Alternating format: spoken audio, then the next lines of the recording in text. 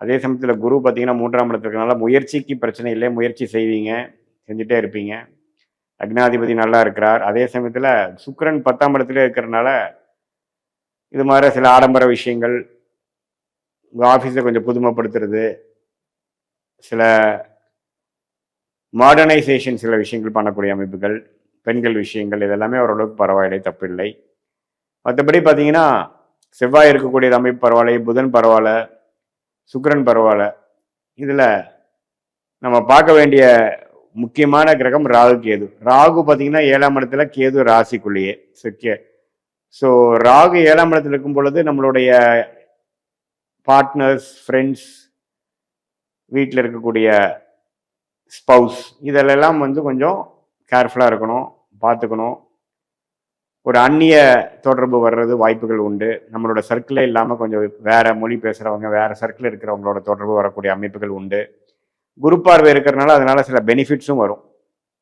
So அது கொஞ்சம் என்னங்கிறது பாருங்க. சில பேர்த்துக்கு வெளிநாட்டு மூலமாக சில முன்னேற்றங்கள், சில கான்டாக்ட்ஸ் மூலமாக இம்போர்ட் எக்ஸ்போர்ட் பண்ணுறது, புதிய ஒரு கான்டாக்ட்ஸ் மூலமாக நம்ம ஜெயிக்க பார்க்கறது, இதெல்லாம் கைகூடி வரக்கூடிய அமைப்புகள் கட்டாயம் உண்டு.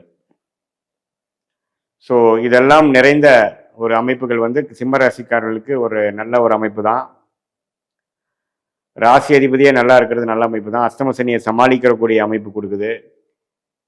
அதே சமயத்தில் ராகு 7ஆம் இடத்தினால குரு பார்வை மூலமாக சில தொடர்புகள் மூலமாக சில பிரச்சனைகள் சால்வ் ஆகி சில பணவரவுகள் வரக்கூடிய அமைப்புகள் உண்டு.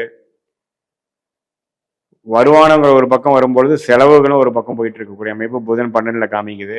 கொஞ்சம் டிராவலிங் அது மாதிரி விஷயங்கள் உண்டு. ரியல் எஸ்டேட் அது மாதிரி துறையில் இருக்கிறவங்களுக்கு நல்ல முன்னேற்றம் உண்டு. கொஞ்சம் வெளிநாடு இம்போர்ட் எக்ஸ்போர்ட் பண்ணுறவங்களுக்கு நல்ல ஒரு முன்னேற்றம், நல்ல ஒரு ஒரு புதிய ஆர்டர் கிடைக்கக்கூடிய அமைப்பு ஜூலை மாதம் கிடைக்கக்கூடிய அமைப்பு உண்டு. நைட் ட்ராவல் பண்ணக்கூடியதை அவாய்ட் பண்ணிக்கங்க. வண்டி வாகனத்தில் போகிறப்ப கேர்ஃபுல்லாக போங்க. ஃபோன் பேசிட்டு போகிறது, ரூல்ஸ் ஃபாலோ பண்ணாமல் போகிறது, அஜாக்கிரதையாக போகும்பொழுது அஷ்டம சனி நம்மளை தண்டித்து விடும். ஸோ கொஞ்சம் கவனக்குறைவு இல்லாமல் இருக்கணும். அப்புறம் அதே மாதிரி உங்களோட ஐட்டம்ஸ், திங்ஸ்லாம் நீங்கள் ட்ராவல் பண்ணுறப்போ கரெக்டாக வச்சுக்கணும். ஏன்னா திடீர்னு யாரோ ஒரு திருட்டு போகிறதோ மிஸ் ஆகிறதோ வர அஷ்டம சனியில் சில ஜென்ம ஜாதகத்தின் அமைப்பு பொறுத்து அது நடக்கக்கூடிய அமைப்பு உண்டு.